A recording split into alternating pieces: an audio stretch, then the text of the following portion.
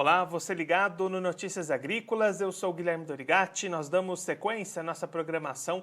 Dessa vez, o nosso assunto vai ser a irrigação na agricultura brasileira, a importância dessa irrigação e também alguns números levantados numa pesquisa encabeçada pela Embrapa.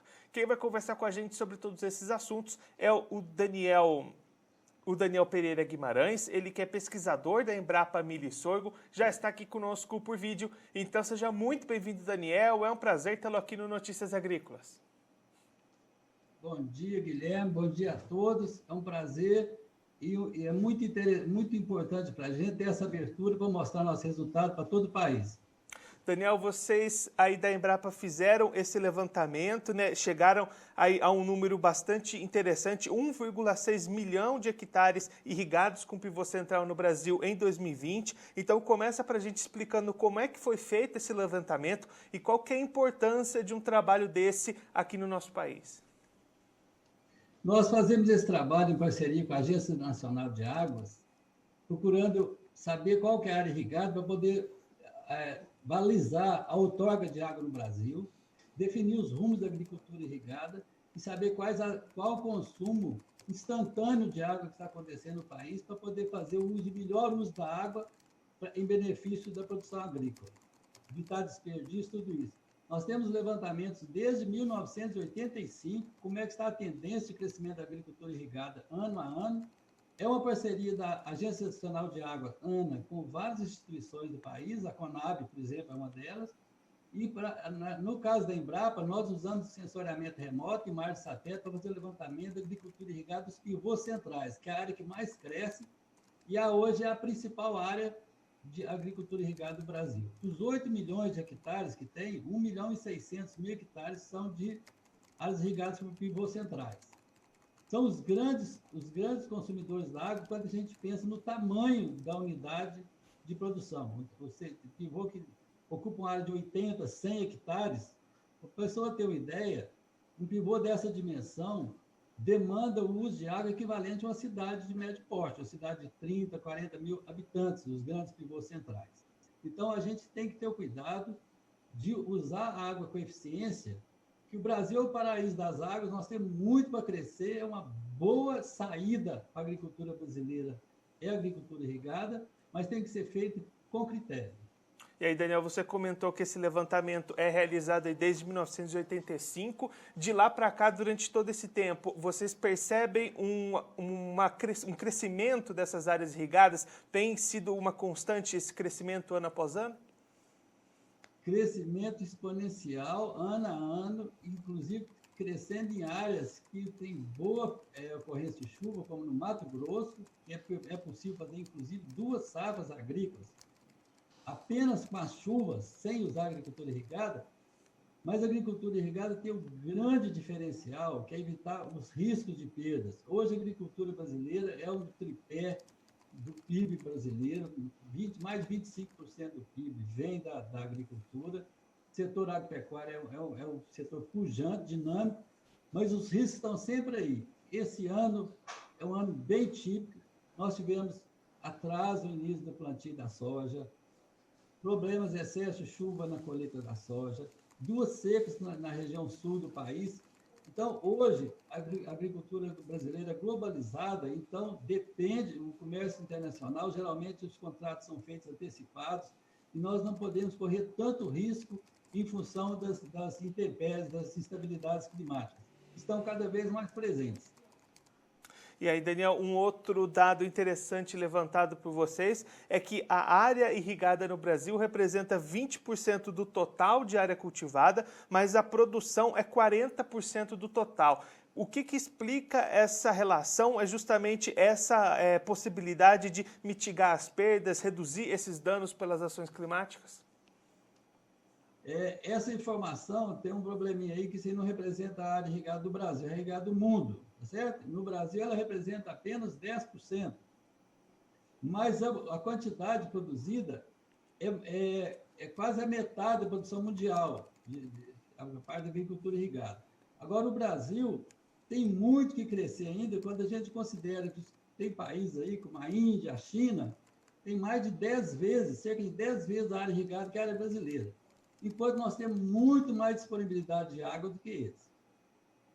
E aí, Daniel, em que culturas essa presença da irrigação é mais forte? Por esse levantamento de vocês, deu para chegar a alguma conclusão nesse sentido também? Na região do Cerrado, quando a gente fala agricultura irrigada por pivô central, ela está nas grandes culturas, principalmente soja e milho. Mas grande parte da batata, do café, da cenoura, várias hortaliças também são produzidas através da agricultura irrigada. E aí... Uma questão interessante, Guilherme, é o seguinte: enquanto parte do Brasil produz apenas uma safra por ano com as chuvas, caso de Minas Gerais, algumas regiões, as regiões com melhor pluviosidade, onde tem melhor distribuição das chuvas, como parte de Goiás, Mato Grosso do Sul, Paraná, Santa Catarina, Rio Grande do Sul, eles conseguem fazer 2 safras apenas com a condição hídrica, com as chuvas normais. O que acontece é que, para você ter uma ideia, a soja, o Brasil hoje bate a produtividade da soja americana, apenas com plantio em função das chuvas. Quando chega o cultivo do milho, que é na segunda safra, o safrinha que a gente chama, a produtividade nossa é a metade dos americanos. Por quê? Falta d'água. Se a gente melhorar a condição de oferta de água, a gente pode mais que dobrar a produção, inclusive fazer 3 safras por ano, ao invés só de uma. E agora, Daniel, olhando pelo outro lado, a irrigação, né, todo esse sistema, o maquinário, todo esse material é uma questão ainda muito cara aqui no país. O produtor precisa de um investimento grande para fazer essa irrigação. No final das contas, esse investimento acaba se pagando? Vale a pena hoje investir tanto numa irrigação para colher esses frutos lá na frente? Vale e muito. Você tem uma ideia, o custo de um pivô é equivalente às grandes máquinas colheitadeiras hoje, um pivô de porte de 80, 100 hectares. Então, o produtor brasileiro, ele não tem mais como a gente ficar com baixa produtividade naquele sistema antigo. Então, a tendência é alta tecnologia. Alta tecnologia, o principal fator de produção é a água. Um outro detalhe que eu queria deixar a atenção, que hoje estão investindo também nos pivôs de pequeno porte, pivôs de 1 hectare, de até 5 hectares, estão crescendo muito. E a gente consegue identificar esses equipamentos no campo com a melhoria das imagens de satélite que nós temos hoje. Falar aqui do satélite do Cibers 4, que é do Instituto Nacional de Pesquisas Espaciais, do INPE, que disponibiliza imagens de alta precisão gratuitamente. Nenhum país do mundo tem essa alternativa hoje. Além de imagens e satélites que a cada 5 dias, 4 dias, a gente tem informação para fazer esse monitoramento. E aí, Daniel, como é que é possível garantir uma boa gestão desse recurso da água, né? Que é um recurso compartilhado não só para a agricultura irrigada, mas também para o abastecimento. E aí também um dado levantado por vocês, um consumo bastante maior da irrigação do que o comparado com o abastecimento humano. Como fazer essa gestão eficiente de um recurso que é tão importante como a água? Nós chamamos bastante atenção que a agricultura irrigada brasileira é bastante concentrada. Todos conhecem o polo de irrigação de Petrolina, Juazeiro, na Bahia, na Bacia de São Francisco. A metade da área irrigada do Brasil, para o pivô central, que nós estamos comentando aqui, usa a água da Bacia de São Francisco. Apenas 10 municípios do país, 10 municípios estão com 1/4 da área irrigada por pivô central no Brasil, e a maioria usa água próxima das regiões das nascentes.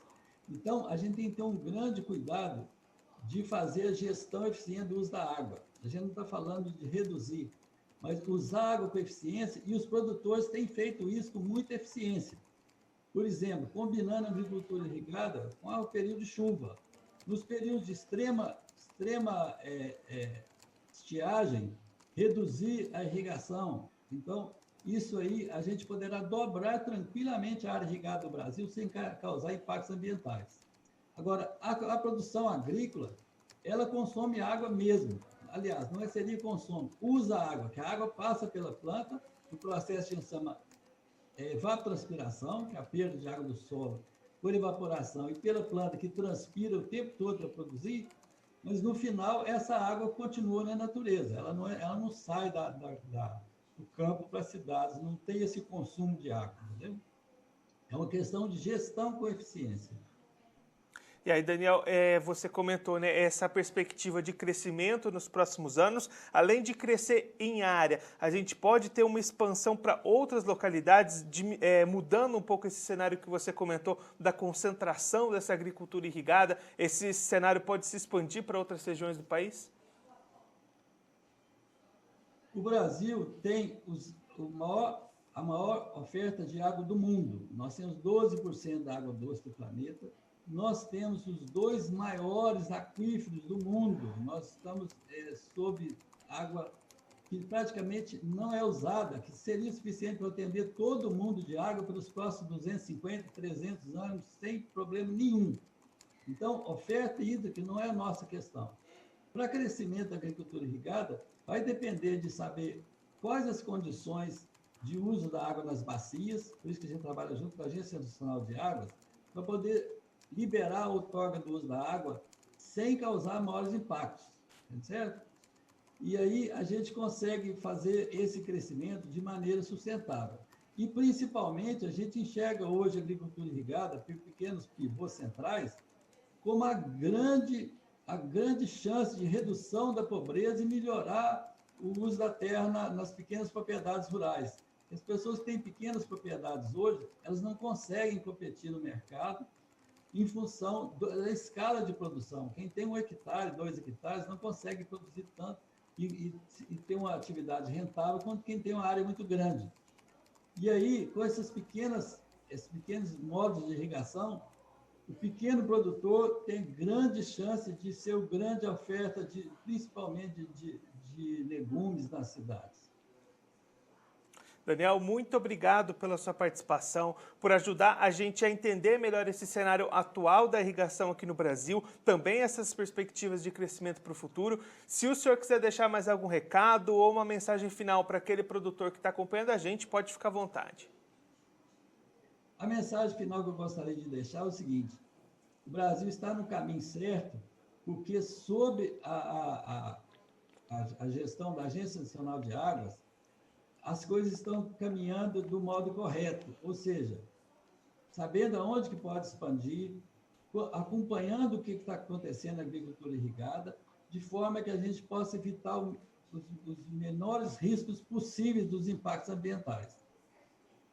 Bom dia a todos, muito obrigado. Daniel, só antes da gente encerrar, eu vou aqui registrar a participação do internauta que está acompanhando a gente. O Jackson Machado mandou uma felicitação aqui pelo YouTube. O Guilherme Leão também agradecendo a gente comentar sobre esse tema, um excelente tema na visão do Guilherme. Então, Daniel, eu deixo aqui mais uma vez o nosso agradecimento e o convite para você voltar mais vezes e continuar contribuindo conosco e com todos os produtores do Brasil. Muito obrigado. Não só eu, mas toda a Embrapa estará sempre à disposição daqueles que estão levando a agricultura brasileira para o caminho certo, para frente, para o futuro. O Daniel Pereira Guimarães, ele que é pesquisador da Embrapa Milho e Sorgo, conversou com a gente para contar um pouquinho melhor um levantamento realizado pela Embrapa de monitoramento das áreas irrigadas no Brasil, justamente para tentar garantir uma boa gestão desses recursos hídricos, garantir que esse segmento da agricultura siga crescendo como vem crescendo. Daniel destacando que esse levantamento é realizado desde 1985 e aí de lá para cá o que se vê é um crescimento exponencial das áreas irrigadas. Hoje somente com o pivô central são 1,6 milhão de hectares, o que representa a maior parcela dessa área irrigada no sistema de pivô central. E aí um ponto que chamou a atenção do Daniel, dos pesquisadores da Embrapa, o crescimento das áreas, das pequenas áreas com pequenos pivôs ali para 1, 2 hectares, um movimento que vem garantindo a inserção desses pequenos produtores no mercado com mais competitividade e mais rentabilidade para esses pequenos produtores também. O Daniel também destacando que no mundo 20% das áreas cultivadas são irrigadas, ao passo que 40% da produção vem dessas áreas. Então isso já demonstra a importância desse sistema nas lavouras.